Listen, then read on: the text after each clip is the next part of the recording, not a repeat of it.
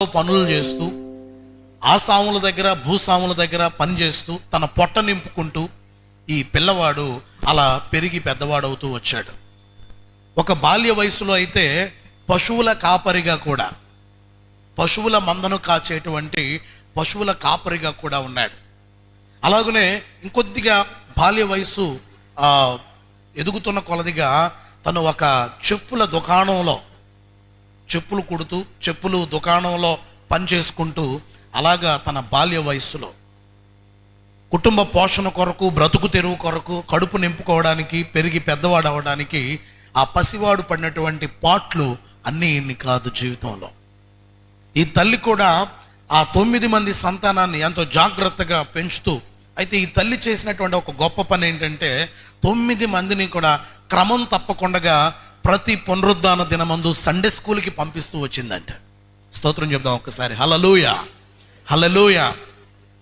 అయితే ఆ సండే స్కూల్లోనే ఈ 4 సంవత్సరాల పసివాడు ఎవరిని గురించి అయితే నేను మాట్లాడుతున్నానో ఆ సండే స్కూల్కి వెళుతున్నటువంటి క్రమంలోనే అతడు ప్రభువైన యేసుక్రీస్తుని తన సొంత రక్షకునిగా అంగీకరించి యేసు ప్రభు బిడ్డగా, యేసు ప్రభు సాక్షిగా జీవించాలని తీర్మానం చేసుకొని మరి ఒక సేవకుడిగా, సువార్థికుడిగా తన జీవితాన్ని అంకితం చేసుకున్నాడు. ఆయన దేవుని యొక్క అభిషేకం పొందుకొని, దేవుని శక్తిని పొందుకొని, దేవుని చేత ఆశీర్వదించబడి, మీకు తెలుసా ఎంతమందికి ఆయన సువార్తను ప్రకటించాడంటే, చెప్తున్నాను వినండి, 1000, 10,000, 1,00,000, 10 లక్షలు, 20 లక్షలు, 50 లక్షలు కాదు, 1,00,00,000 మందికి అతడు సువార్తను ప్రకటించాడు. చప్పట్లు కొడుతూ ప్రభుని కనపరుచుకుందా. అంతేకాదు కొన్ని లక్షల మంది, వేల మందిని ప్రభు రక్షణలోనికి నడిపించగలిగాడు. 4 ఏళ్ల పసిప్రాయంలో తండ్రిని కోల్పోయి బ్రతుకు తెరువు కోసం ఆసాముల దగ్గర, భూసాముల దగ్గర పొలాల్లో పనులు చేసుకుంటూ, పశువులను కాసుకుంటూ, షూ షాప్లో పని చేసుకుంటూ యేసు ప్రభువుని నమ్ముకున్నటువంటి ఆ వ్యక్తిని దేవుడు అంతగా వాడుకున్నాడు. అతని పేరు ప్రపంచవ్యాప్తంగా అందరికీ తెలుసు. అతను ఎవరో కాదు, డిఎల్ మూడీ అనేటువంటి మహా గొప్ప భక్తుడు. ఒకసారి చప్పట్లు కొడదామా, అందరూ ప్రభుని గనపరుచుకుందామా. అయితే ఇదంతా ఎలా సాధ్యమైంది అని అతడు ఒక పుస్తకంలో రాశాడు. వింటున్నారా? ఎలా సాధ్యమైంది? 4 ఏళ్ల వయసులో తండ్రిని కోల్పోయి 9 మంది సంతానం, ఒంటరి తల్లి, ఎలా సాధ్యమైంది అని అంటే ప్రివైలింగ్ ప్రేయర్ అనే ఒక పుస్తకం రాశాడు అతను.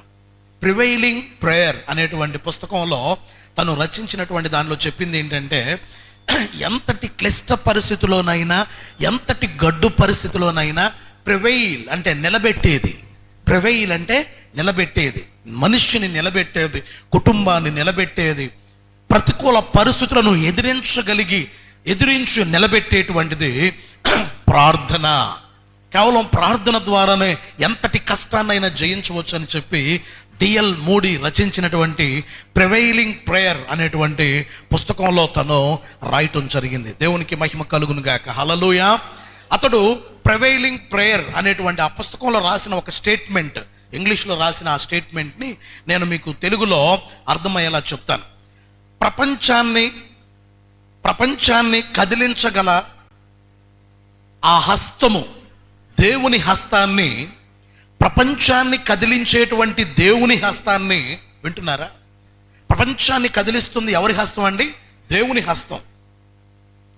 సూర్య చంద్ర నక్షత్రాలు, భూమి మీద విశ్వంలో ఉన్నటువంటి సమస్తమును కదిలించి నడిపిస్తున్నటువంటి ఆ దేవుని హస్తము యావత్ విశ్వాన్ని కదిలిస్తూ ఉంటుంటే, ఆ విశ్వాన్ని కదిలిస్తున్నటువంటి దేవుని హస్తాన్ని కదిలించగలిగిన శక్తి ప్రార్థనకి ఉందని చెప్పాడు. చప్పట్లు కొడుతూ ప్రభుని కనపరుచుకుందాం.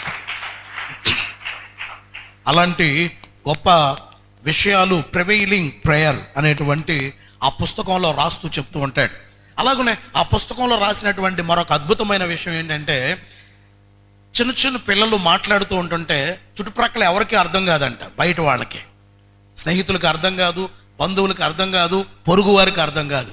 కానీ వచ్చిరాని మాటలు మాట్లాడుతూ ఉంటుంటే ఆ తల్లికి మాత్రం మా అబ్బాయికి ఆకలి అవుతున్నట్టుంది అని చెప్తుందంట, మా అబ్బాయికి దాహం అవుతుందంట, నా కొడుక్కి ఉడకపోస్తున్నట్టు ఉంది, ఉక్కపోస్తున్నట్టు ఉంది,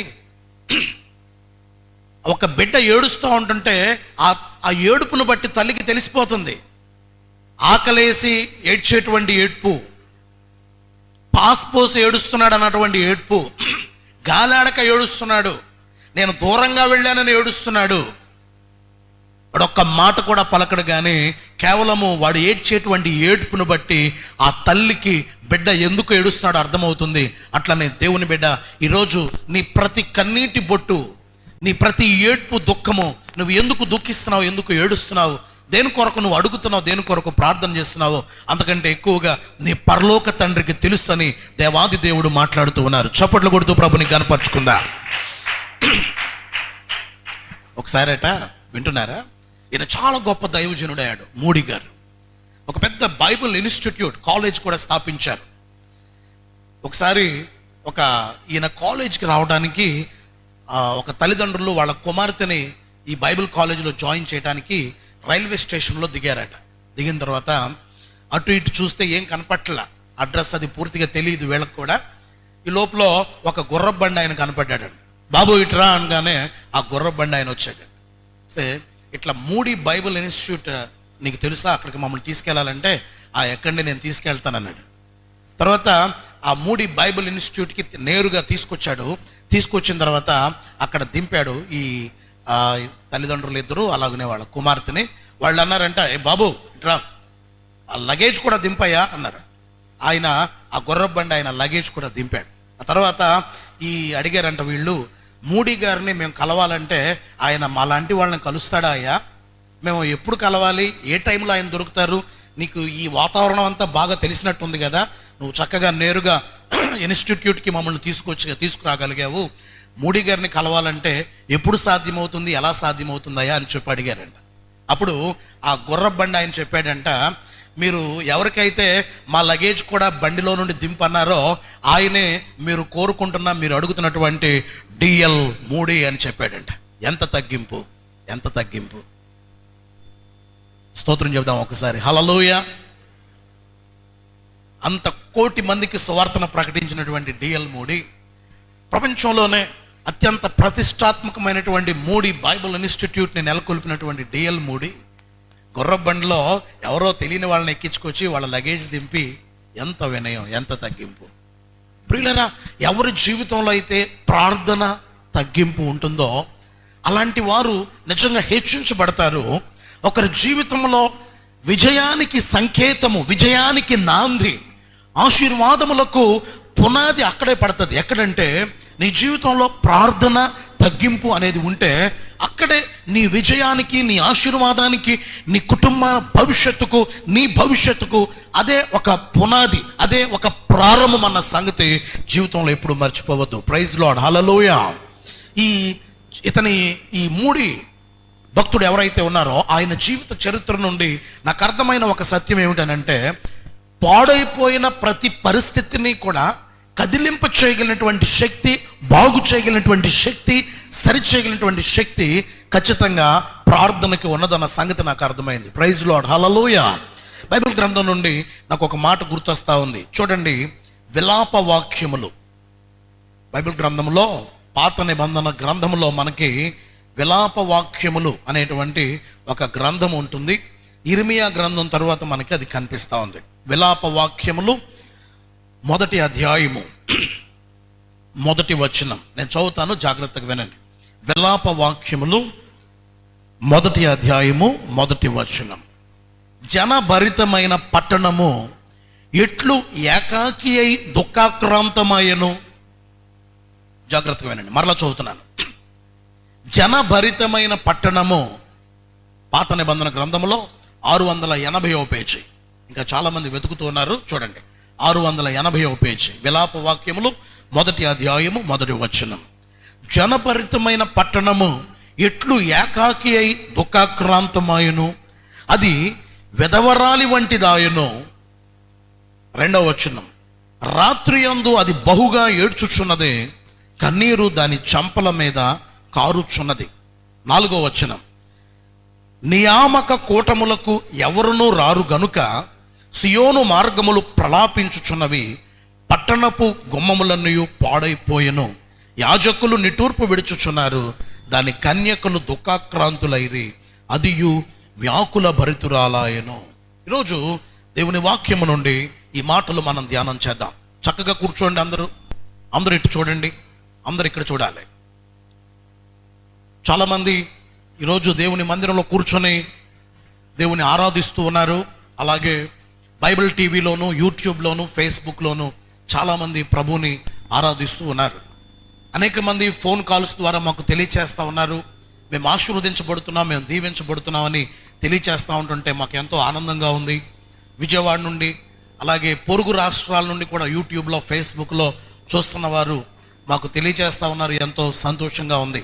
అలాగే టీవీలో అయితే ఎన్నో గ్రామాల్లో చాలామంది ఇవాళ మందిరానికి ఆరాధనలకు వెళ్ళే పరిస్థితులు లేవు కనుక అనేక చోట్ల వారు మేము టీవీ ద్వారానే ఆరాధనని చూస్తూ ఉన్నాం, వాక్యమును వింటున్నామని వారు తెలియచేస్తూ ఉన్నారు. విలాప వాక్యములలో మనం చదివినటువంటి ఈ మాట ఈరోజు మనం ధ్యానం చేద్దాం. 1వ అధ్యాయము 1వ వచనంలో రాయబడినటువంటి ఈ మాట, పట్టణము ఎట్లు ఏకాకి అయి దుఃఖాక్రాంతమాయను. ఇక్కడ వినండి, అందరూ ఇక్కడ చూడండి. ఎలాగా ఊరంతా దుఃఖభరితమైపోయింది, ఊరంతా, ప్రాంతమంతా, ప్రజలందరూ కూడా దుఃఖంలో ఉండిపోయారు. రాత్రులు ప్రతి ఒక్కరు కూడా, ఊర్లో ప్రతి ఒక్కరు కూడా కన్నీటితో జీవిస్తూ ఉన్నారు. రాయబడుతున్న మాటని మనం పరిశీలన చేస్తే వాళ్ళ కన్నీరు చంపల మీదగా కారుతూ ఉంది. కన్నీరు దాని చంపల మీద కారుచూ ఉన్నది. ఆ దుఃఖము, ఊర్లో ఉన్నటువంటి దుఃఖము, బాధ చూస్తే ఎలాగుందంటే విధవరాలి వంటి దుఃఖము. ఒక స్త్రీ తన భర్తను కోల్పోతే, ఒక స్త్రీ తన యజమానిని కోల్పోతే, తన భర్త, తన పెనిమిటి చనిపోతే ఎలాగ ఏడుస్తుందో, నా అబ్జర్వేషన్ వరకు నేను కనిపెట్టింది, నేను గమనించింది ఏంటంటే, ఒక స్త్రీ భర్తను పోగొట్టుకున్నప్పుడు కనపడేటువంటి దుఃఖానికి మించిన దుఃఖం నేను భూప్రపంచంలో ఎక్కడా చూడలే. భార్య భర్త మీద అంత ఆశ పెట్టుకుంటుంది, భార్య భర్తని అంతలా ప్రేమిస్తుంది. ఒక భార్య భర్త మీద అంత హోప్ అంత లీనమైపోతుంది భర్తతో. భర్తే నా జీవితం, నా యజమానే నా జీవితం, నా యజమానే నా ప్రాణము, నా యజమానే నా ఊపిరి, నా యజమానే నా సర్వము అనుకుంటుంది ఒక భార్య. ఇక అఫ్కోర్స్ ప్రభువుని నమ్ముకున్న వారు ప్రథమ స్థానము యేసయ్య, ఆ తర్వాత భర్త, ఆ తర్వాత భార్య, ఆ తర్వాత పిల్లలు, ఆ తర్వాత తల్లిదండ్రులు. అందుకనే ఒకవేళ ఏ కారణం చేతనైనను, అనారోగ్యం చేత భర్తను కోల్పోయినా, ప్రమాదంలో భర్తను కోల్పోయినా, లేదా ఇత్యాది కారణాల చేత, కారణం ఏదైనప్పటికీ ఒకవేళ ఆ భర్తను పోగొట్టుకున్నటువంటి స్త్రీ ఆ కష్టము, ఆ దుఃఖము, ఆ కన్నీరు, ఆ వేదన ఎవరు కూడా ఆపలేరు. ఇంకా అలాంటిది ఒకవేళ యవనప్రాయములో, జీవితంలో ఎన్నో కలలు, ఎన్నో ఆశలు పెట్టుకొని ఒకవేళ భర్తను పోగొట్టుకున్నది అనుకోండి, ఇక ఆమెను ఆపటం ఎవరి తరమో కూడా కానే కాదు. ఊరు కూడా అలాంటి దుఃఖంలో మునిగిపోయిందంట. ఈ మాట యెరూషలేము పట్టణమును గూర్చి రాయబడింది. ఈ మాట రాజు నెబుకద్నెజరు క్రీస్తుకు పూర్వం 589వ సంవత్సరంలో యెరూషలేము పట్టణాన్ని నాశనం చేసేసాడు. యెరూషలేము పట్టణాన్ని కాల్చివేశాడు. యెరూషలేములో ఇశ్రాయేలు జనాంగము, యూదులు ఎంతో ఔన్నత్యముతో కట్టుకున్నటువంటి దేవాలయమును, సొలొమోను దేవాలయమును కూల్చివేశాడు. క్రీస్తు జన్మించడానికి ఇంచుమించుగా 500 సంవత్సరాలకు పూర్వం జరిగినటువంటి సంఘటన ఇది. ఊరు మోగబోయింది. ఊరిలో ప్రజల యొక్క దుఃఖము, ఊరిలో ప్రజల యొక్క కన్నీరు, ఊరిలో ప్రజల యొక్క వేదన. అయ్యో, మేము ఎంతో ఆశతో నిర్మించుకున్నటువంటి పట్టణము ఈ విధంగా కూలిపోయింది. మేము ఎంతో ఆశతో నిర్మించుకున్నటువంటి దేవాలయాన్ని కూల్చివేశారని చెప్పి ఊరు కూడా దుఃఖంతో, కన్నీటితో, వేదనతో రాత్రుల్లో నిద్రపట్టడంలా. అలాంటి దినాలలో భక్తుడైనటువంటి ఇర్మియా యెరూషలేము పట్టణమును గూర్చి, కూలిపోయినటువంటి దేవాలయమును గూర్చి ప్రలాపిస్తూ ఏమంటున్నాడంటే, విలాపము. ఆ గ్రంథము యొక్క పేరే చూసారా, విలాపము, ప్రలాపము, వేదన, విలపించుట, విలాపము, విలపిస్తూ అంటున్నాడు, అయ్యో జనభరితమైన పట్టణము ఎట్లు ఏకాకి అయి దుఃఖాక్రాంతమాయను. అవును ప్రియులారా, నాకు కనిపిస్తా ఉంది ఈ వాక్యం చదువుతూ ఉంటుంటే, ఆనాటి పరిస్థితులు ఈనాటి పరిస్థితులు ఇంచుమించుగా సిమిలర్గా కనపడతా ఉన్నాయి నాకు. ఎందుకంటే ఎంత ఉత్సాహంగా సంతోషంగా కుమార్ బాగున్నావు అని చెప్పి ప్రార్థన అయిన వెంటనే కౌగిలించుకొని షేక్ హ్యాండ్లు ఇచ్చుకొని అయ్యా ఎట్లున్నావు ఏంటి అయ్యగారు బాగున్నారని వాళ్ళు పలకరిస్తూ ఉంటుంటే యవనస్తున్నటువంటి పిల్లలు పెద్దవాళ్ళు ఒకరినొకరు ఆఫీసులో ఎలా జరిగింది ఈ వారంలో మా ఇంట్లో ఎట్లా జరిగిందని చెప్పి ప్రేమగా ఆప్యాయంగా ఒకరితో ఒకరు పలకరించుకుంటూ ఒకరితో ఒకరు మాట్లాడుకున్న ఆ రోజులు నేడు కనపట్టలేదే, ఎంత బాధ అనిపిస్తుందండి. ఈ వారంలో ఒక బ్రదర్ నాతో మాట్లాడుతూ ఉన్నారు, ఏమండి ఎంత బాధగా ఉంది, కనీసం అయిన వారు కూడా ఇంటికి రావడానికి లేకుండా పోయింది. ఎంతో ఆప్యాయంగా ప్రేమగా పలకరి తోబుట్టువులు ఇళ్ళకొచ్చి పెదనాన్న చిన్నాన్న బాబాయ్ అని పలకరిసి మాట్లాడుతూ ఉంటుంటే, మావయ్య అత్తమ్మ అని పిలిచి మాట్లాడుతూ ఉంటుంటే ఆ రోజులు మరలా తిరిగి వస్తాయా అండి అని చెప్పి నిట్టూర్పుతో అంటూ ఉంటుంటే ఎంత దుఃఖం, ఎంత బాధ అండి. జనభరితమైనటువంటి పట్టణము, సంతోషంతో ఉత్సాహంతో పండుగలు చేసుకునే వాళ్ళం, సంతోషంతో ఉత్సాహంతో ఒకరింటికి ఒకరు వెళ్ళే వాళ్ళం, సంతోషంతో ఉత్సాహంతో యెరూషలేము పట్టణమంతా ఇది మా పరిశుద్ధ పట్టణము, ఇది మా దేవుని పట్టణము, ఇది మా దేవుని దేవాలయం ఉన్నటువంటి పట్టణం అని మేము ఆనందంతో సంతోషంతో గంతులేసినటువంటి ఈ పట్టణం ఇలా పాడైపోయిందేంటి? దుఃఖాక్రాంతులై భర్తను పోగొట్టుకున్నటువంటి పెనిమిట్లాగా ఏడుస్తూ జనమంతా కూడా ఏమిటి ఈ దుఃఖం, ఏమిటి ఈ బాధ? దేవుని బిడ్డలారా, ఈరోజు నీ దుఃఖానికి కారణం ఏదైనా అయి ఉండొచ్చు.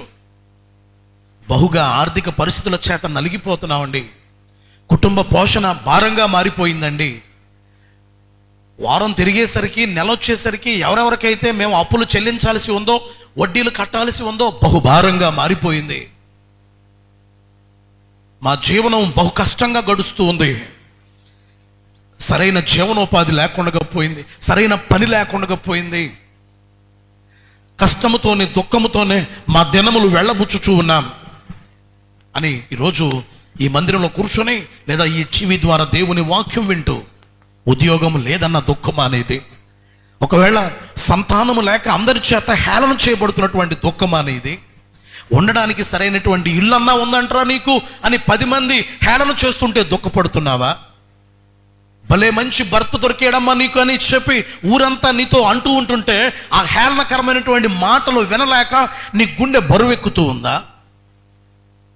భలే మంచి తండ్రి అయ్యా నీకు, భలే చక్కగా పట్టించుకుంటున్నాడు నీ భవిష్యత్తుని, భలే చక్కగా పట్టించుకుంటున్నాడు నీ విద్యాభ్యాసాన్ని, భలే చక్కగా మీ అవసరాలు తీరుస్తున్నాడులే అని హేళనకరంగా అందరూ మాట్లాడుతూ ఉంటుంటే దుఃఖపడతా ఉన్నావా? ఎటు చూచిన ఆశాజనకమైనటువంటి పరిస్థితులు కనబడక, ఎటు చూచిన నిరీక్షణ లేక, ఎటు చూచిన ఆశలు అడియాశలు అయిపోయాయి. నువ్వు కట్టుకున్నటువంటి మేడలన్నీ పేక మేడలాగా కూలిపోయి, నా భవిష్యత్తు బాగుంటుంది, నా వైవాహిక స్థితి బాగుంటుంది, నాకు మంచి భర్త వస్తాడు, నాకు మంచి భార్య వస్తుంది, నాకు మంచి సంతానం కలుగుతారు, నాకు మంచి ఉద్యోగం వస్తుంది, నా ఉద్యోగంతో నేను సంపాదించి నా తల్లిని సంతోష పెట్టాలి, నా తండ్రిని సంతోష పెట్టాలి, నా తోబుట్టువుల్ని సంతోష పెట్టాలి, నన్ను బట్టి నా జనాంగమందరూ కూడా చక్కగా ఆనందించాలి, సంతోషించాలని ఎన్నెన్నో కలలు కంటే ఆ కలలన్నీ కూడా కలలుగా మిగిలిపోయి, ఆ కలలన్నీ కూడా గాలిలో కలిసిపోయి ఇవాళ దుఃఖంతో బాధతో ఏంటయ్యా నా జీవితం ఎలాగైపోయింది, ఏంటయ్యా నా బ్రతుకు ఎలాగైపోయింది. ఎన్నో పరిస్థితులు బాగుంటాయి బాగుంటాయి బాగుంటాయి, నా వలన నా తల్లిదండ్రులను సంతోష పెడతాను, నా వలన నా తోబుట్టువులు సంతోష పెడతాను, నా వలన నా బిడ్డలు సంతోషించాలి, నా వలన నా భార్య సంతోషించాలి, నా వలన నా భర్త సంతోషించాలి, నా వలన నా చుట్టూ ఉన్న జనాంగం అంతా సంతోషిస్తారు అని అనుకుంటే ఆఖరికి దుఃఖముతో బాధతో నా దినాల్ని గడపాల్సి వస్తుంది అని చెప్పి ఈరోజు దుఃఖములో ఉన్నావా సోదరి సోదరుడా? ఈరోజు ఇక్కడ కూర్చొని మీలో ఎవరైనా నా దుఃఖానికి ముగింపు లేదా అని అనుకుంటున్నారా? ఇక్కడ కూర్చొని నా బాధకు నా కన్నీటికి అంతం లేదా అనుకుంటున్నారా? దేవుడు ఈరోజు మాట్లాడుతున్న విషయం అదే. నేను ఈ వారంలో ఈ విషయం మీద ప్రార్థన చేశాను. ప్రభువా, ఎన్నో కుటుంబాలు దుఃఖంలో ఉంటున్నాయి, ఎంతోమంది భవిష్యత్తు అగమ్య గోచరంగా కన్నీటిమయమైపోయిందయ్యా. ఎన్నో కుటుంబాలు సుఖానికి దూరంగా, సంతోషానికి దూరంగా జీవిస్తూ ఉన్నారు. దుఃఖానికి ముగింపు లేదా అయ్యా? కష్టానికి ముగింపు లేదా అయ్యా? ఈ అనారోగ్య పరిస్థితులకు ముగింపు లేదా? ఈ బాధలకు ముగింపు లేదా? ఈ హేళనకరమైన పరిస్థితులకు ముగింపు లేదా? ఈ నెమ్మది లేని పరిస్థితులకు ముగింపు లేదా? రాత్రి పండుకొని కన్నీరు విడుస్తున్నటువంటి ఈ పరిస్థితులకు ముగింపు లేదా అని చెప్పి దేవుని దగ్గర నేను ఈ వారం అంతా కూడా ధ్యానం చేస్తూ ఉంటుంటే దేవుడు నాకు ఇచ్చినటువంటి వాగ్దానము, సంఘము కొరకు దేవుడు ఇచ్చినటువంటి వాగ్దానం ఏమిటో తెలుసా? ఈరోజు ఎంతమంది అయితే ఈ సమయమందు ఇక్కడ కూర్చొని అలాగనే ఆన్లైన్ ఆరాధనలో పాల్గొంటూ విశ్వాసంతో వాక్యం వింటున్నారో, మీ దుఃఖమునకు ముగింపునిస్తానని చెప్పి దేవుడు వాగ్దానం చేశారు. చప్పట్లు కొడుతూ ప్రభుని కనపరచుకుందా.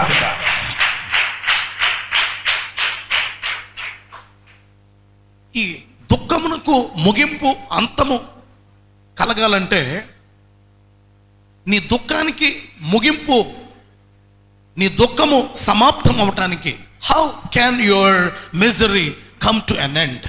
నీ దుఃఖము ఎలా ముగించబడుతుంది, ఎలా సమాప్తం చేయబడుతుంది, ఎలా అంతం చేయబడుతుంది?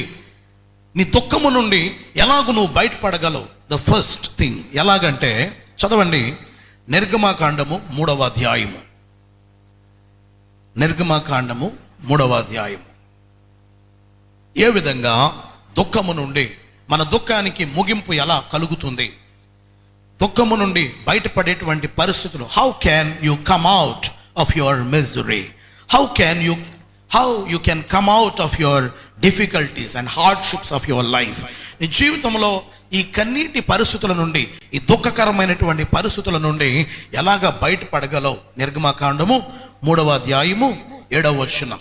మొదటి విషయాన్ని ఇక్కడ నుండి దేవుడు మాట్లాడుతూ ఉన్నారు. నేను చదువుతున్నాను, జాగ్రత్తగా వినండి. మరియు యెహోవా ఇట్లా, నేను ఐగుప్తులోనున్న నా ప్రజల బాధను నిశ్చయముగా చూచితిని, నిశ్చయముగా చూచితిని. పనులలో తమ్మును కష్టపెట్టు వారిని బట్టి వారు పెట్టిన మొరను వింటిని, వారి దుఃఖములు నాకు తెలిసే ఉన్నవి. ఇక్కడ చూడండి, ఈరోజు దేవుని వాక్యం నుండి మనం ధ్యానం చేస్తున్నటువంటి విషయం, దేవుడు మాట్లాడుతున్న విషయం ఏమిటంటే, నీ దుఃఖానికి అంతము లేదా? నీ కన్నీటికి ముగింపు లేదా? నీ అపజయాలకు శుభం కార్డు పడదా ఎన్నటికీ? వాటి నుండి బయటపడేటువంటి పరిస్థితి లేదా? ఉన్నది. దేవుడు మాట్లాడుతూ ఉన్నాడు, నీ దుఃఖానికి ముగింపు ఉంది, నీ కన్నీటికి ముగింపు ఉంది, నీ అపజయాలకి ముగింపు ఉంది. నిద్రలేని రాత్రులు నీవు గడుపుతున్నావే అపజయాలతో, హేళనకరమైనటువంటి పరిస్థితులతో. కొంతమంది అయితే, అయ్యా నా కళ్ళల్లో కన్నీరు ఇంకిపోయిందయ్యా, నా కళ్ళల్లో కన్నీరు ఎండిపోయిందయ్యా, ఏడ్చి ఏడ్చి బాధపడి దుఃఖపడి ఇక నాకు ఏ విధమైనటువంటి ఆశ జీవితంలో కనబట్టలేదయ్యా. ఈరోజు ఈ స్థితిలో ఉన్నటువంటి నీవు, నా దుఃఖానికి అంతము లేదా? నా దుఃఖానికి ముగింపు లేదా? ఉంది. ఎలాగంటే, మొదటి విషయం దేవుడు మాట్లాడుతూ ఉన్నారు, ఆ దుఃఖానికి ముగింపు పడాలంటే అది ఎలా సాధ్యం అంటే, కేవలము ప్రార్థన ద్వారా సాధ్యము. ప్రైజ్ లార్డ్, హల్లెలూయా. డిఎల్ మూడీ గురించి చెప్పాను కదా. 4 ఏళ్ల వయసులో తండ్రిని కోల్పోయి 9 మంది తోబుట్టువులు, ఒంటరి తల్లి, జీవితంలో పేదరికము, జీవితంలో ఆకలి బాధలు, జీవితంలో కష్ట నష్టాలు, జీవితంలో కూలి పనులు, జీవితంలో ఆసామి దగ్గర పొలంలో పనులు, జీవితంలో పశువులను కాసుకోవాల్సినటువంటి పరిస్థితి, జీవితంలో ఒక చెప్పుల దుకాణంలో పనిచేయాల్సినటువంటి పరిస్థితి. ప్రివైలింగ్ ప్రేయర్, నిలబెట్టేది ప్రార్థన, గెలిపించేది ప్రార్థన, జీవింపచేసేది ప్రార్థన, మోడుబారిన పరిస్థితులను చిగురింపచేసేది ప్రార్థన, ఎండిన నీ స్థితిగతులను చిగురింపచేసేది ప్రార్థన. నీ జీవితంలో పడిపోయాను, పతనం అయిపోయాను, నశించిపోయాను, కూలిపోయినాయి నా ఆశలన్నీ, నా బ్రతుకంతా ఆగమైపోయింది, నా కుటుంబ పరిస్థితులన్నీ ఆగమైపోయాయి అనుకున్నటువంటి పరిస్థితులను మరలా తిరిగి నిలబెట్టగలిగినటువంటి శక్తి కేవలము ప్రార్థనకు మాత్రమే ఉన్నదని చెప్పి బైబిల్ గ్రంథం నుండి దేవుడు మాట్లాడుతూ ఉన్నాడు. చప్పట్లు కొడుతూ ప్రభుని కనపరచుకుందా. నేను చదివిన నిర్గమాకాండంలో చదివిన ఆ మాట 400 ఏండ్ల పాటు ఇశ్రాయేలు జనాంగము ఐగుప్తు బానిసత్వంలో మగ్గిపోయి వాళ్ళు పడిన కష్టాలు ఎన్నెన్నో తెలుసా? వాళ్ళు పడినటువంటి దుఃఖం ఎంతటితో తెలుసా? ఐగుప్తు రాజు ఏమని ఒక శాసనం చేశాడో తెలుసా? వినండి. ఈ యూద జనాంగములో, ఈ హెబ్రీయులలో, ఈ యూదులకు, ఇశ్రాయేలు జనాంగములో ఎవరింట్లోనన్నా మగపిల్లాడు పుడితే ఆ మగపిల్లాడిని చంపేయండి. ఎంతటి కష్టం అండి అది, వింటున్నారా? సంతానానికి నోచుకోవడమే ఒక గొప్ప భాగ్యం, వింటున్నారా? పెండ్లైన తర్వాత సంతానానికి నోచుకోవడం అనేది ఒక గొప్ప భాగ్యం. ఆ గొప్ప భాగ్యం కొరకు 1000 కళ్ళతోటి కళ్ళల్లో ఒత్తులు పెట్టుకొని ఎదురు చూస్తూ ఉంటారు.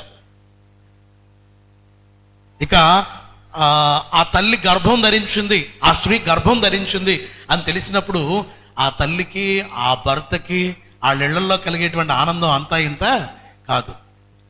ఏంటంటే ఇంకొక రోజు లేకపోతే బాగుండు, మా జీవితంలో ఈ రాత్రి ఈ చీకటిలా మిగిలిపోతే బాగుండు అనుకున్నటువంటి దినాలు గడుపుతున్నటువంటి ఆ హెబ్రీయులు ఒకే ఒక పని వాళ్ళు చేశారంట. ఏం చేశారంట?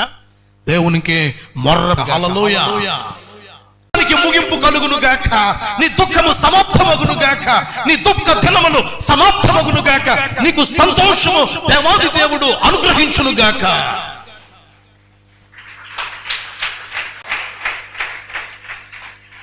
దేవుడు మాట్లాడుతూ ఉన్నాడు. వన్ అండ్ ఓన్లీ, ఒకే ఒక ఆయుధం, ద ఆర్మర్. దేవుడు మనకి ఇస్తున్నటువంటి ఆయుధం ఏంటో తెలుసా? ఈరోజు బహు దుఃఖముతో ఉన్నావా? గుండె పగిలిపోతుందా? నీ వారే నిన్ను చేదరించుకుంటా ఉంటుంటే, నీ పరిస్థితులు నిన్ను వెక్కిరిస్తూ ఉంటుంటే ఏం ప్రయోజనం? ఏదో BA చదివేనన్నావు, MA చదివేనన్నావు, BSc చదివేనంటావు, MSc చదివేనన్నావు. నీ చదువే నిన్ను వెక్కిరిస్తుందా? నీ సర్టిఫికెట్లు నిన్ను వెక్కిరిస్తున్నాయా? నేను అది చేయగలను, ఇది చేయగలను అన్నావు, నీ మాటలే నిన్ను వెక్కిరిస్తున్నాయా? వెక్కిరిస్తున్నాయా? దేవునికి మొర్రపెట్టు, దేవాది దేవుని పాదాలు పట్టుకో. కదిలించేటువంటి శక్తి దేవుని హస్తానికి ఉంది. నీ జీవితాన్ని కదిలించేటువంటి శక్తి దేవుని హస్తానికి ఉంది. నీ పరిస్థితులను కదిలించే శక్తి దేవుని హస్తానికి ఉంది.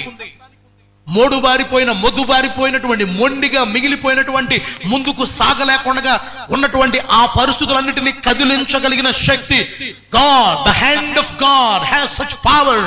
అలాంటి శక్తి దేవుని హస్తానికి ఉంటే ఆ దేవుని హస్తాన్ని కదిలించగలిగిన శక్తి నీ ప్రార్థనకు ఉందంట.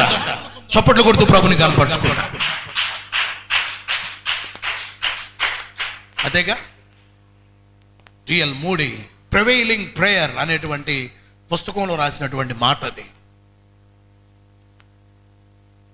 ఈ ఒంటరి పయనంలో నా జీవితానికి ఆశ్రయ దుర్గము నీవే. ఈ ఒంటరి పయనంలో నా జీవితానికి ఆశ్రయ దుర్గము నీవే. నీవే నా ప్రాణము, సియోనే నా ధ్యానము. నీవే నా ప్రాణము, సియోనే నా అయ్యా.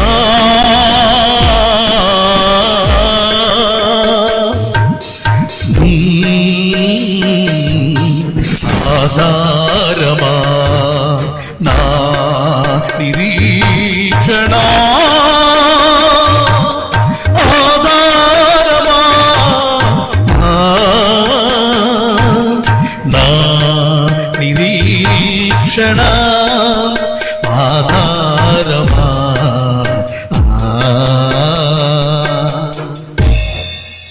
ఈ ఒంటరి పయనం నిజం చెప్పాలంటే జీవితం ఆఖరికి ఒంటరి పోరాటంగా మిగిలిపోతా ఉంటుంది.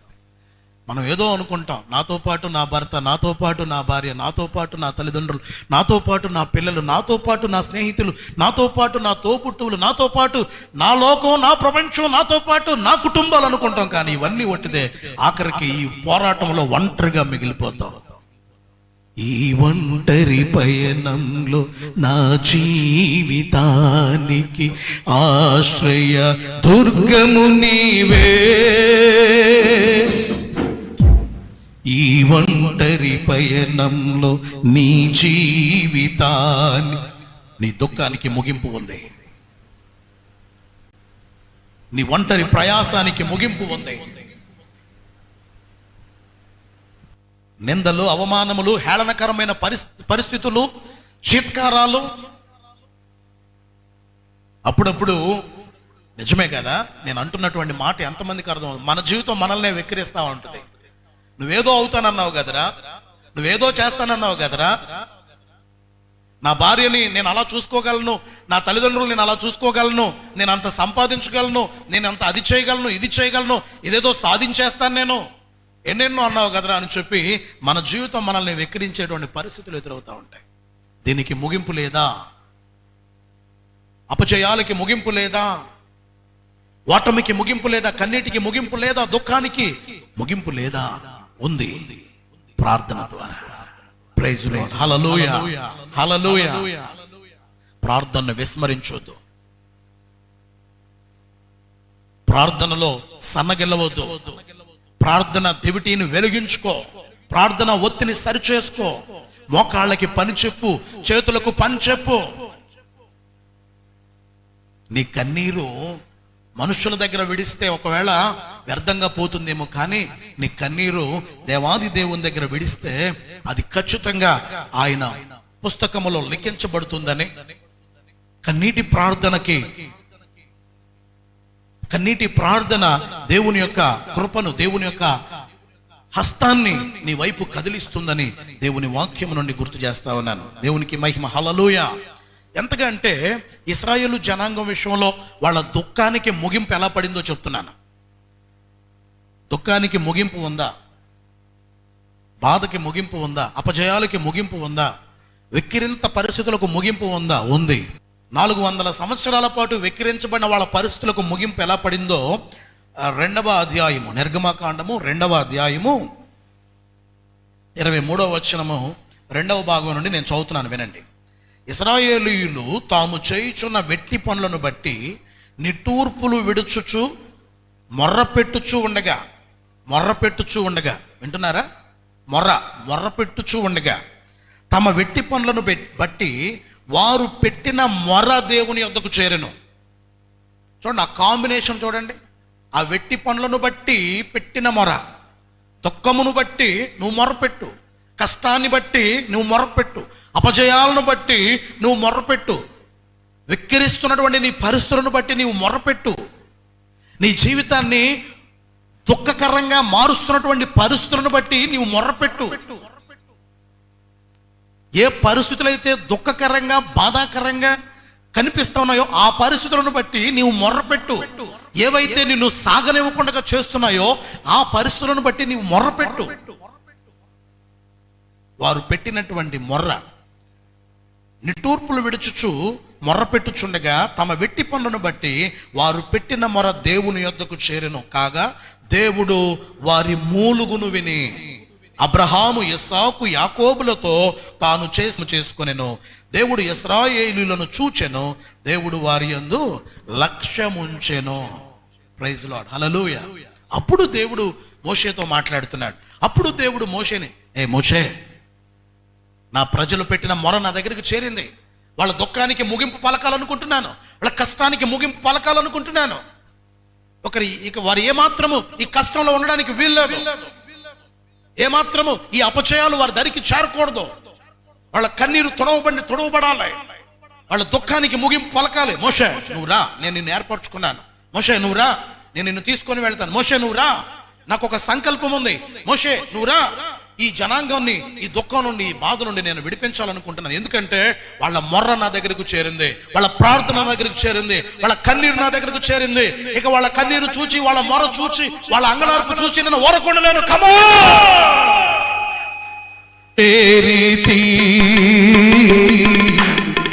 శ్రమల పాలైతి సొమ్మసి పడండి, సిలువకు నే చేరితి శ్రీమంతుడానా షాలేము రాజా, శ్రీమంతుడానా షాలేము రాజా, బ్రతికెద నీ కోసమే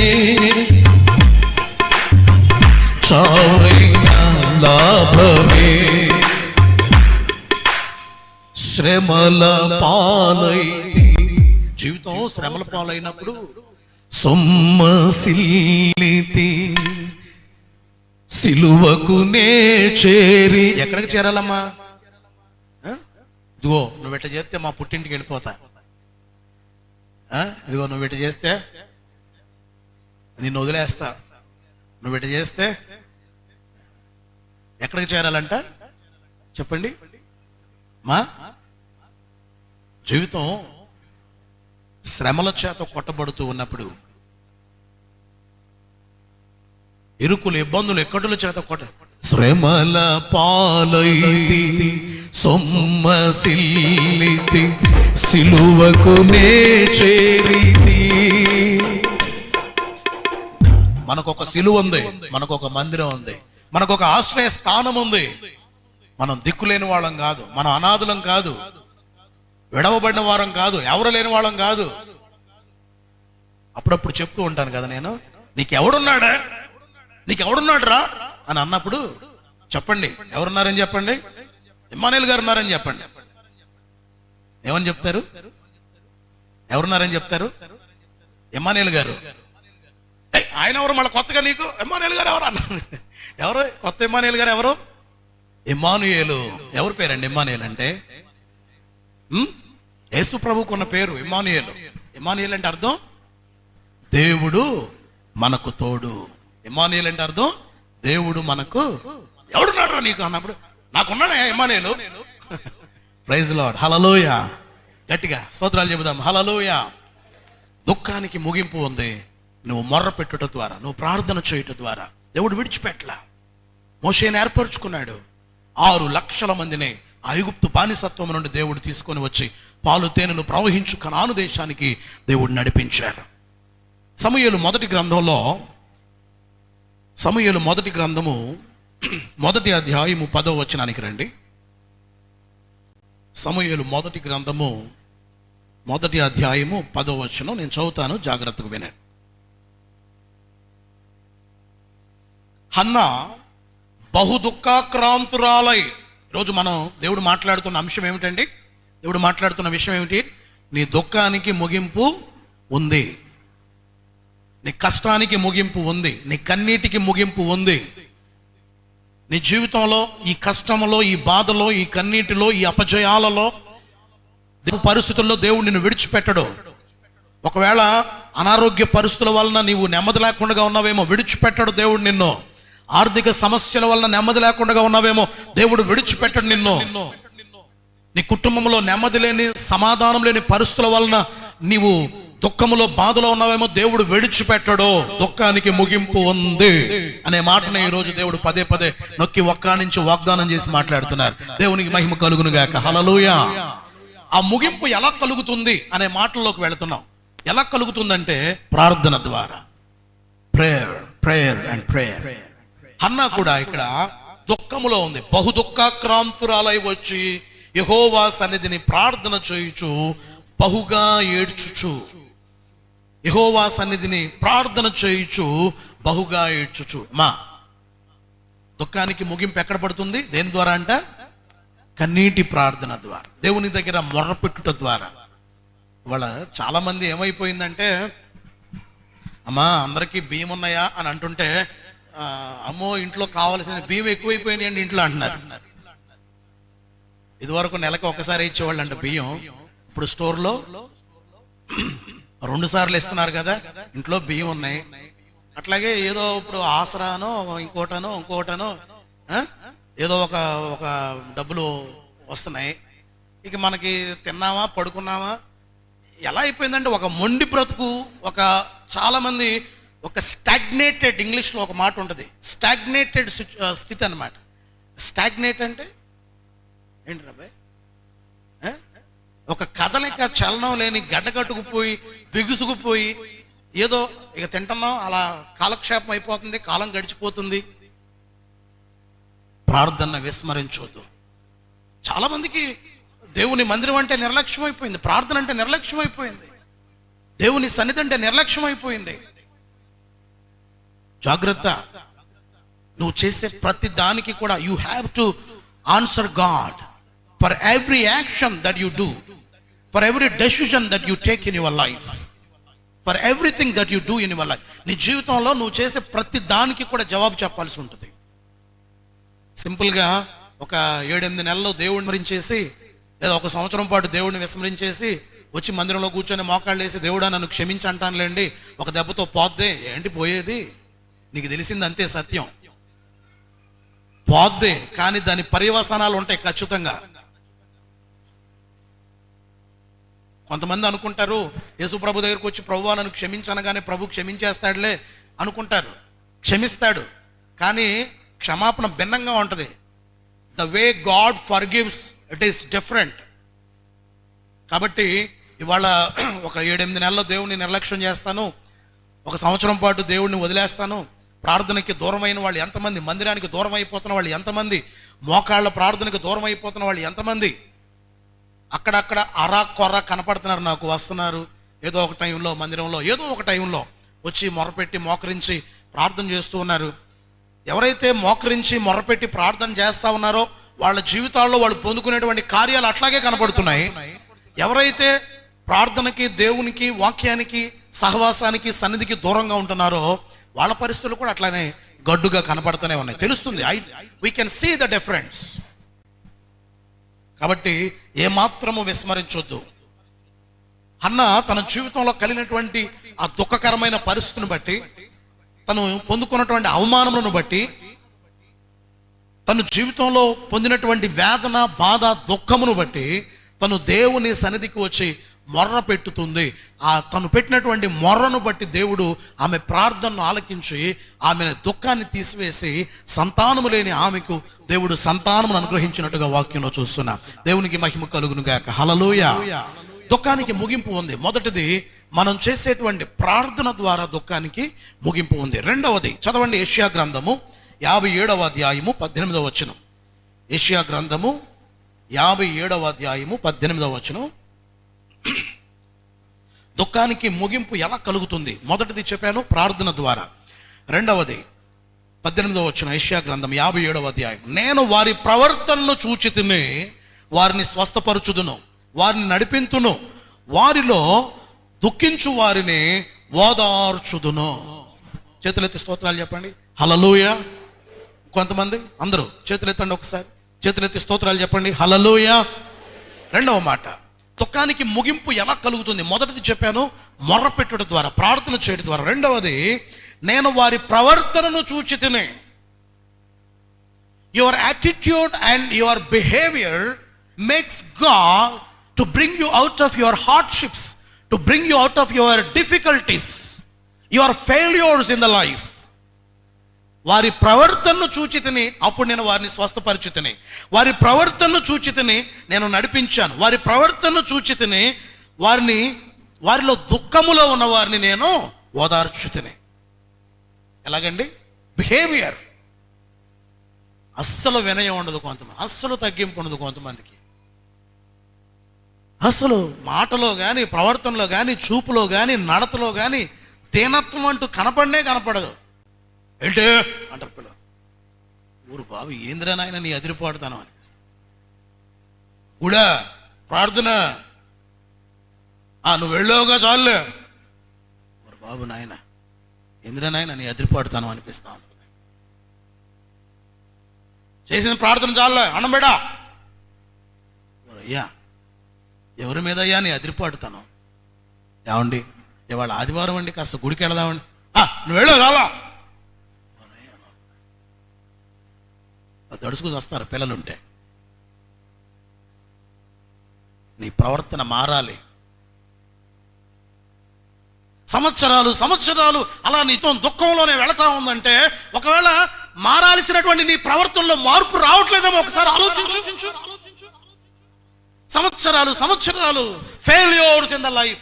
వ్యాపారంలో ఓడిపోతున్నావు, వ్యవసాయంలో ఓడిపోతున్నావు, కుటుంబ జీవితంలో ఓడిపోతున్నావు, వైవాహిక జీవితంలో ఓడిపోతున్నావు. నిన్ను చూసి మెచ్చిన వారు ఒక్కరు కూడా ఉండడం లేదు. నిన్ను చూసి సంతోషిస్తే కనీసం నీ తల్లిదండ్రులు కూడా సంతోషించట్లేదు. నిన్ను చూసి నీ భార్య సంతోషించదు, నీ భర్త సంతోషించడు. A failure, you are a big zero in the life. పెద్ద సున్నా నువ్వు నీ జీవితంలో. ఈ అపజయాల నుండి బయటపడి, ఈ దుఃఖం నుండి బయటపడాలి. ఈ this kind of life, you have to come out of this kind of life. అంటే ఎలా సాధ్యం అంట? నీ ప్రవర్తనలో మార్పు రావాలి. నీ ఆలోచన నేనే తోపుని, నేనే గొప్ప, నేనే దెట్ట, నాకు మించినోడు లేడు, నాకంటే ఆలోచన చెప్పేవాడు లేడు, నాకంటే తెలివైన వాడు లేడు, మా అమ్మకేం తెలుసు, మా నాన్నకేం తెలుసు. ఇలాంటి దౌర్భాగ్యపు పరిస్థితి నుండి బయటపడాలి. వినండి, ఇంకో మాట వింటారా? చెప్తాను. ఇందులో ఉన్న ఇంకొక ప్రమాదకరమైన పరిస్థితి ఏంటంటే, ఎవరైతే ఇలా అనుకుంటూ ఉంటారో వాళ్ళు మరలా ఇంకొకటి అనుకుంటారు. ఏమనుకుంటారంటే, నేనేమి అట్లాంటి గర్వం నాలో లేదు, అట్లాంటి ఎందుకో మీరు అలా అనుకుంటున్నారంటే అంతే, నా గురించి నాలో అలాంటి పొగరేమి లేదు, ఎందుకో మీరు నా గురించి అలా అనుకుంటున్నారు, తప్పుగా అనుకుంటున్నారు మీరు. గర్వము, అహంకారము, పొగరు, నానే స్వభావము, భక్తిహీనత ఒక ప్రమాదకరమైన పరిస్థితి అయితే, పైపెచ్చు అవన్నీ కలిగి ఉండి నాలో ఏమీ లేవు అనుకుంటారే, ఇది ఇంకా డబల్ పొరపాటు అనమాట. ఇంక ఇలాంటి వాళ్ళని ఎవడో బాగు చేయలేని పరిస్థితి ఏర్పడుతుంది. ప్రవర్తన మారాలి. దేవుడు అంటే పరుగులు తీయాలి, మనసు ప్రవర్తన మారాలి. పునరుద్ధాన దినం అంటే పరుగులు తీయాలి మనసు. నీ ప్రవర్తనలో మార్పు రావాలి. ఉంది నీ దుఃఖానికి ముగింపు ఉంది, నీ కన్నీటికి ముగింపు ఉంది, నీ అపజయాలకి ముగింపు ఉంది. ఖచ్చితంగా ఉంది దేవుని దగ్గర. దేవుడు అసమర్థుడు కాదు, చేతకాని వాడు కాదు. ఆయన సమర్థుడు, శక్తిమంతుడు. నీ జీవితంలో కార్యం చేయగలడు, నిన్ను నిలబెట్టగలడు. పడిపోయిన నీ జీవితాన్ని నిలబెట్టగలడు, పాడైపోయిన నీ జీవితాన్ని బాగు చేయగలడు ఆయన, పాడైపోయిన నీ కుటుంబ పరిస్థితులను బాగు చేయగలడు ఆయన. బట్ నీ ప్రవర్తనలో మార్పు రావాలి. దేవుడు అంటే ఆ ఆశ, ఆ పరుగు ఎక్కడ, ఆ తీవ్రత ఏది? Where is the seriousness about God? Where is the seriousness about the worship? Where is the seriousness about the Sunday? ఆదివారం వస్తుందని ఉరకలు తీస్తుందా నీ ప్రాణం? ప్రవర్తనలో మార్పు అంటే అదే. దేనత్వం ఉందా? ప్రవర్తనలో మార్పు. ఇవాళ చర్చిల పరిస్థితి, సేవకుల పరిస్థితి కొన్ని చోట్ల ఏమైపోయిందంటే, అంటే ఇవాళని కాదు కానీ ఫస్ట్ నుండి ఉంది. దేవుని మహాకృపను బట్టి మన సంఘంలో అలాంటి అలవాట్లు చేయలే. పాస్టర్ గారు బుజ్జగించాలి, పాస్టర్ గారు దువ్వాలి. నాకు అసలు అలాంటి అలవాటు లేదు. అలాంటి దువ్వటాలు, బుజ్జగించటాలు నాకు తెలిసిన అలవాటు ఒకటే, దేవుని వాక్యం చెప్పడం ఒకటే. ఇవాళ ఆదివారం అయిపోతే మరలా ఆదివారం వరకు ప్రతిరోజు ఏదో ఒక టైంలో దేవుడి దగ్గర నేను అడుగుతూ ఉంటాను, దేవా నెక్స్ట్ సండే నువ్వేం మాట్లాడాలనుకుంటున్నావు, నీ ప్రజలకు ఎలాంటి ఆహారం ఇవ్వాలనుకుంటున్నావు, ఇదిగో రిక్తుడిగా నీ దగ్గర ఉంటున్నాను నేను, నువ్వు మాట్లాడు, నువ్వు నన్ను నింపు, నాకు ఇవ్వు, వెళ్ళాలి. అట్లా మేమందరం, ఇప్పుడు పిల్లలు ఉన్నారంటే ఆరాధన ఎలా నడిపించాలి, ఆరాధనలో ఎలా తీసుకొని రావాలి, ఇంకా శ్రేష్టమైన స్థితి ఆరాధనలోనికి ఎలా తీసుకొని వెళ్ళగలగాలి, ఇలాగా ఒక్కొక్కరం ఒక్కొక్క పాత్ర పోషిస్తూ ఉంటాం. ప్రైజ్ లార్డ్, హల్లెలూయా, స్తోత్రాలు చెప్తాం గట్టిగా, హల్లెలూయా. కనుక చాలా జాగ్రత్తగా ప్రతి ఒక్కరు కూడా మరి మన ప్రవర్తన విషయంలో మనం ఎలాంటి ఆలోచన చేస్తున్నాం అనేటువంటిది చాలా జాగ్రత్తగా ఉండాలి. ఎంత శ్రేష్టమైనటువంటి ఆ స్థితిలో మనం భక్తి కలిగి ఉంటున్నాం, లోబడేటువంటి మనస్సు ఉందా, తగ్గింపు ఉందా? ప్రైజ్ లార్డ్, హల్లెలూయా. మీకు ఏదైనా నేను చెప్తూ ఉన్నాను, మీకు వినండి ఒకసారి, సమయం సందర్భం వచ్చింది కాబట్టి. పాస్టర్ గారు మా ఇళ్ళకి ఎప్పుడు రారండి, ఇళ్ళకి వచ్చే పరిస్థితులు చాలా భిన్నంగా ఉంటాయి. ఫస్ట్ నుండి ఒకటే అలవాటు చేసాము, ఇప్పుడు ఒకటే, అదే చెప్తా ఉన్నాను మీకు నేను. కొంతమంది కొత్త ఫ్యామిలీస్ కూడా వస్తూ ఉన్నారు కదా. పాస్టర్ గారు ఎళ్ళమంట రావడం కాదు, మీరు ఫోన్ చేసి ఏమండి మా ఇంటికి వచ్చి మాకు కొద్దిగా ప్రార్థన చేయండి అని అంటే వస్తాం, ఖచ్చితంగా వస్తాం. మా ఇంట్లో బర్త్డే ఉంది రండి సార్ ప్రార్థన చేయండి, లేదా మా ఇంట్లో పలానా కష్టం కలిగింది రండి ప్రార్థన చేయండి అని అంటే వస్తాం. ఇది ఫస్ట్ నుండి అలాగ అలవాటు చేసాం, ఇదే అలవాటు కంటిన్యూ అవుతూ ఉంటుంది. ప్రవర్తనలో మార్పు రావాలి. మీ అలవాటు మాకు చేయాలని ప్రయత్నం చేయొద్దు ఎవరో కూడా. ప్రవర్తనలో మార్పు రావాలి. లోబడే మనస్సు ఉండాలి, వాక్యానికి లోబడే మనస్సు ఉండాలి, సేవకులకు లోబడే మనస్సు ఉండాలి. The system which God has ఇన్స్టిట్యూటెడ్, ఒక సిస్టమ్ ఏదైతే ఇక్కడ అమలు చేయబడుతుందో, ఒక విధానం ఏదైతే అమలు చేయబడుతుందో, కొంతమంది అస్సలు లోబడి ఉండలేరు, వాక్యం దగ్గర తగ్గించుకొని ఉండలేరు, సేవకుల దగ్గర తగ్గించుకొని ఉండలేరు. క్రమశిక్షణ పైపెచ్చు వెళుతూ ఉన్న ప్రమాదం ఏంటంటే, మేమెందుకు ఉండలేమండి, మాకు తెలుసు వాక్యం, మాకు తెలుసు ప్రార్థన, మాకు తెలుసు దేవుడు అంటే, మాకు తెలుసు సంఘం అంటే, మాకు తెలుసు క్రమశిక్షణ అంటే. ఇవి ఇంకా ప్రమాదకరమైనటువంటి పరిస్థితులు అన్నమాట. నీ దుఃఖానికి ముగింపు ఉంది, నీ అపజయాలకి ముగింపు ఉంది, నీ కన్నీటికి ముగింపు ఉంది. ఏదైతే ఒక చేతకాని స్థితిలో నువ్వు పడున్నావో, ఒక అచేతన స్థితిలో నువ్వు పడున్నావో, ఏదైతే ఒక సాగలేని పరిస్థితి నీ జీవితంలో ఎదురవుతూ ఉందో, ఒక క్లిష్ట పరిస్థితిలో, ఒక స్తబ్దుగా మిగిలిపోయినటువంటి పరిస్థితిలో నీవు ఉన్నావో, అక్కడి నుండి ముందుకు వెళ్ళేటువంటి పరిస్థితి ఉంది. ఎప్పుడంటే మొదటిది చెప్పాను ప్రార్థన, రెండవది చెప్పాను నీ ప్రవర్తనలో మార్పు వచ్చినప్పుడు. మూడవది ఇర్మియా గ్రంథము 31వ అధ్యాయము. టైం అయిపోతుంది కానీ ఒకటి రెండు విషయాలు ఉన్నాయి, వాటిని కూడా నేను చెప్తే బాగుంటుందని నా ఆలోచన. బట్ చూద్దాం, అన్ని టైం ప్రకారం వెళ్ళే ప్రయత్నం చేద్దాం. 31వ అధ్యాయం ఇర్మియా గ్రంథము 31వ అధ్యాయము 13వ వచనం. వారి దుఃఖమునకు ప్రతిగా సంతోషమిచ్చి వారిని ఆదరించదును, వారికి ఆనందము కలుగజేతును. కనుక కన్యకలను యవ్వనులను వృద్ధులను కూడి నాటి మందు సంతోషించెదరు. 10వ వచనానికి వెళుతున్నాను చూడండి. జనులారా యెహోవా మాట వినుడి, దూరమైన ద్వీపములలోనికి లోని వారికి దాన్ని ప్రకటింపుడి.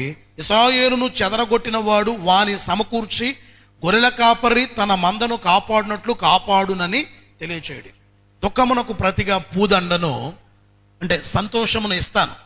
ఎలాగంటే ఆ వాక్య క్రమం అంతా పరిశీలన చేస్తే, వినండి, ఇక్కడ చూడండి, అందరూ ఇక్కడ చూడండి. వాగ్దానములను బట్టి దుఃఖమునకు ముగింపు ఎలా కలుగుతుందంటే, because we have the promises of God. దేవుని వాగ్దానాలు ఉన్నాయి మనకి. అండ్ ఈ వాగ్దానాలు ఎలాంటివంటే, ఆయన మాట ఇచ్చి మాట తప్పేవాడు కానే, అది గొప్పతనం. అందుకనే మన దుఃఖానికి ముగింపు ఉంది ప్రార్థనలో, ప్రార్థన ద్వారా. రెండవది ప్రవర్తనలో మార్పు రావడం ద్వారా. మూడవది అంటే ఇక్కడ అక్కడ నిలబట్టలేదు నేను, నాకు టైం లేదు కనుక, దేవుని వాగ్దానాలు based on the promises of God. Stand on the promise of God and క్లింగ్ to the promises of. దేవుని వాగ్దానాలని హత్తుకొని ఉండండి, అంటి పెట్టుకొని ఉండండి. దేవుని వాగ్దానాలు, stand on the promises of God. దేవుని వాగ్దానాల మీద నిలబడండి. ప్రైజ్ లార్డ్, హల్లెలూయా. అయ్యా, నువ్వు నాకు వాగ్దానం చేసావు, గాఢాంధకారపు లోయలలో సంచరించినను నేను నీకు తోడై ఉన్నాను మాట ఇచ్చావు. I'm standing on that promise. ఏ తెగులు నీ గుడారము సమీపించనివ్వనన్నావు. I'm standing on that promise. జలముల మధ్య పడి వెళ్ళినా అవి నీ మీదకి పొంగి పారవన్నావు. I'm standing on that promise. నీకు విరోధంగా రూపొందించబడిన ఏ ఆయుధము వర్ధిల్లనివ్వనన్నావు. I'm standing on that promise. ఎవరైతే వాగ్దానాల మీద నిలబడతారో వారి జీవితంలో ప్రతి దుఃఖానికి కూడా ముగింపు ఉన్నదే. ప్రైజ్ లార్డ్, హల్లెలూయా. దేవునికి స్తోత్రం, హల్లెలూయా. ఆఖరి మాట చెప్పి ముగిస్తాను. ప్రకటన గ్రంథము 21వ అధ్యాయం 4వ వచనం, 4వ మాట. దుఃఖానికి ముగింపు ఎక్కడుంది, ఎలా ఉంది? 21వ అధ్యాయం 4వ వచనం. ఆయన వారి కన్నుల ప్రతి బాష్ప బిందువును తుడిచివేయును, మరణము ఇక ఉండదు, దుఃఖమైనను ఏముండదంట, దుఃఖమైనను ఏడ్పైనను వేదన అయినను ఇక ఉండదు. ఎక్కడండి అది? దేవుని రాజ్యమును దేవుడు మనకు అనుగ్రహించడం ద్వారా మన దుఃఖానికి ముగింపునిస్తున్నాడు. ఆ రాజ్యములో, దేవుని రాజ్యములో ప్రవేశించడం ద్వారా, దేవుని రాజ్యమును దేవుడు మనకిచ్చడం ద్వారా నీ దుఃఖానికి ముగింపు ఉంది, నీ బాధకు ముగింపు ఉంది. ఈరోజు నువ్వు పడుతున్న వేదనకి ముగింపు ఉంది, నీ కన్నీటికి ముగింపు ఉంది. కళ్ళు మూసుకోండి, ప్రార్థన చేద్దాం.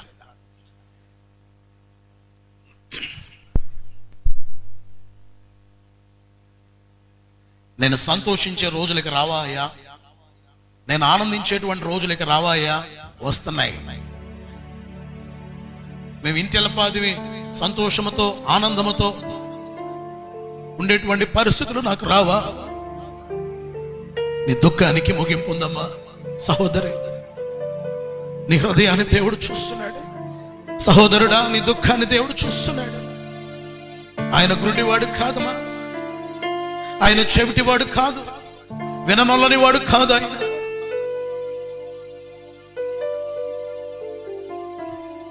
నా జీవితం మూడుబారిపోయిందయ్యా, సాగలేని పరిస్థితులు నా జీవితంలో ఎదురవుతా ఉన్నాయి. ఎన్నెన్నో ఆటంకాలు, అవరోధాలు నా జీవితంలో వస్తా ఉన్నాయి. ముగింపు ఉంది, ప్రార్థన ద్వారా ముగింపు ఉంది. నీ ప్రవర్తనలో మార్పు వస్తే నీ దుఃఖానికి ముగింపు ఉంది.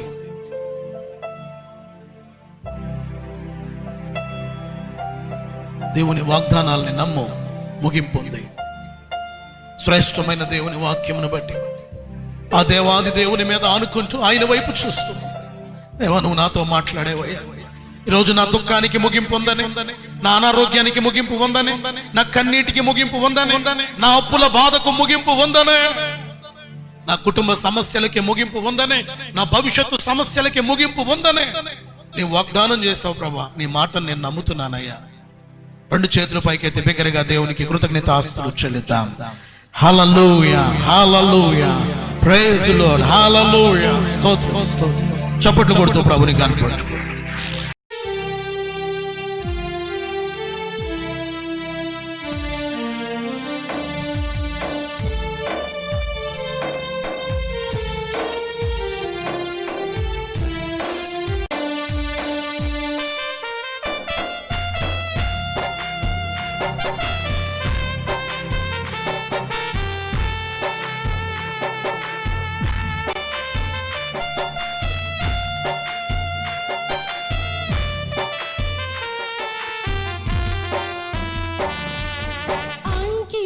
ప్రభు నా జీవితం నీ చరణాల సేవకే అంకితమయ్యా. అంకితం ప్రభు నా జీవితం నీ చరణాల సేవకే అంకితమయ్యా. నీ సేవకై ఈ సమర్పణ అంగీకరించుము నాదు రక్షక. నీ సేవకై ఈ సమర్పణ అంగీకరించుము నాదు రక్షక. అంకితం ప్రభు నా జీవితం చరణాల సేవకే అంకితమయ్యా.